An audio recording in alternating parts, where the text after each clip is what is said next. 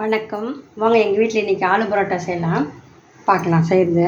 பாருங்க, மாவு பேஸ்ட் வச்சுருக்கோம். பாருங்க, கொஞ்சம் உருளைக்கிழங்கு வேக வச்சு மசித்து வச்சுருக்குறோங்க. அது செய்கிறதுக்கு வெங்காயம், பச்சை மிளகா, கொத்தமல்லி, கறிவேப்பிலாம் வச்சுருக்குறோங்க.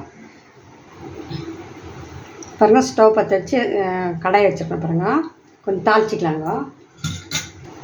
பாருங்கள், கொஞ்சம் கடுகு போட்டு பாருங்கள், நல்லா கடுகு பொரிஞ்சிச்சுங்க.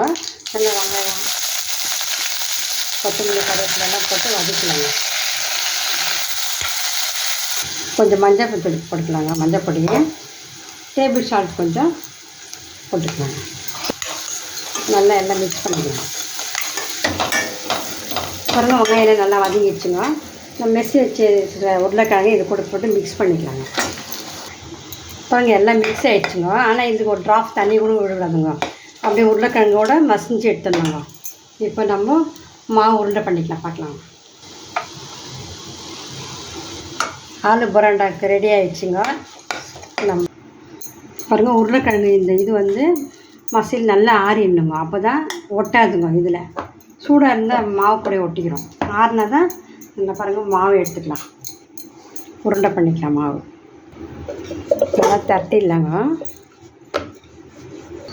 பாருங்கள், நல்லா உருண்டை நம்ம கொஞ்சம் எடுத்துக்கலாங்க. சென்டரில் வச்சு இப்படி பண்ணிடலாங்க. பாருங்கள், நல்லா வச்சு இது பண்ணிட்டேங்க, ரோல் பண்ணிட்டேங்க. இப்போ நம்ம தட்டிக்கலாங்க. சப்பாத்தி தட்டுற மாதிரி சப்பாத்தி தட்டிக்கலாங்க. பாருங்கள், நம்ம தட்டிட்டோங்க உருளைக்கிழங்கு வச்சு. இப்போ தவா நல்லா காஞ்சிச்சு, போட்டுக்கலாங்க. பாருங்கள், நல்லா நம்ம திருப்பி போட்டால் நல்லா ரோஸ்ட்டாக வந்துடுங்க. பாருங்கள், நல்லா ரோஸ்ட் ஆகிடுது. பாருங்கள், ஆலு பரோட்டா. பாருங்கள், ஆலு பரோட்டா ரெடி ஆகிடுச்சுங்க. இது தொட்டுக்கிறதுக்கு என்ன பார்க்கலாம்.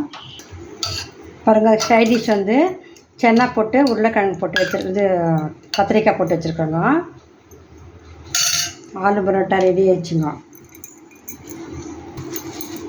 பாருங்கள், உள்ள நல்லா சுடு ஆலு பரோட்டா ரெடி ஆகிடுச்சு. பாருங்கள், உள்ள நல்லா நீங்களும் செஞ்சு பாருங்கள். கமெண்டில் எப்படி இருக்குன்னு சொல்லுங்கள். லைக் பண்ணுங்கள், ஷேர் பண்ணுங்கள், பெல் பட்டன் ப்ரெஸ் பண்ணுங்கள்.